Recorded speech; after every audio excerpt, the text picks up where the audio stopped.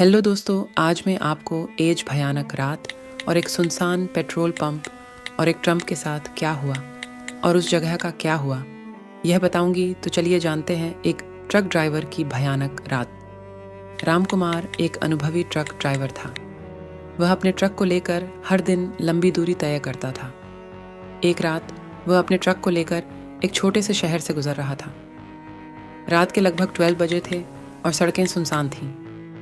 जब वह शहर से बाहर निकल रहा था तो उसने एक अजीब सी जगह देखी। वहाँ एक पुराना और खंडहर पेट्रोल पंप था। राम कुमार ने सोचा कि वह वहाँ ट्रक को रोककर थोड़ा आराम कर लेगा। जब वह ट्रक से उतरा तो उसने देखा कि वहाँ कोई नहीं था। पेट्रोल पंप पूरी तरह से सुनसान था।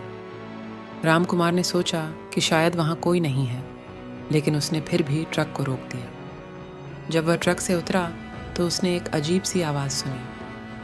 वह आवाज़ किसी की हंसी जैसी लग रही थी।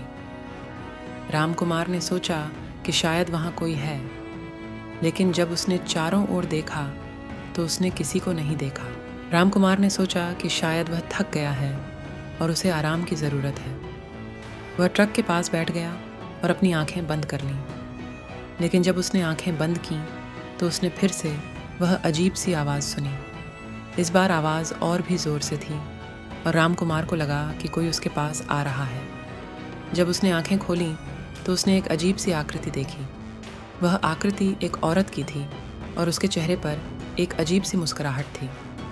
राम कुमार को बहुत डर लगा और उसने सोचा कि वह वहाँ से भाग जाए। लेकिन जब उसने भागने की कोशिश की तो उसने देखा कि उसके पैर ज़मीन पर जम गए हैं। वह हिल नहीं पा रहा था। औरत की आकृति धीरे धीरे राम कुमार के पास आ रही थी। राम कुमार को लगा कि वह उसकी ओर देख रही है और उसकी आंखों में एक अजीब सी चमक है। राम कुमार ने सोचा कि वह मर जाएगा। लेकिन जब औरत की आकृति उसके पास आई तो उसने राम कुमार से कुछ नहीं कहा।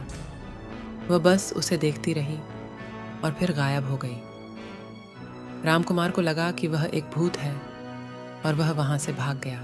जब वह अपने गंतव्य स्थान पर पहुँचा तो उसने अपने मालिक को बताया कि क्या हुआ था। उसके मालिक ने कहा कि वह पेट्रोल पंप बहुत पुराना है और वहाँ कई लोगों ने भूत देखे हैं। राम कुमार ने सोचा कि वह फिर कभी उस पेट्रोल पंप के पास नहीं जाएगा। लेकिन जब वह अगले दिन फिर से उसी रास्ते से गुजर रहा था तो उसने देखा कि वह पेट्रोल पंप फिर से खुल गया है।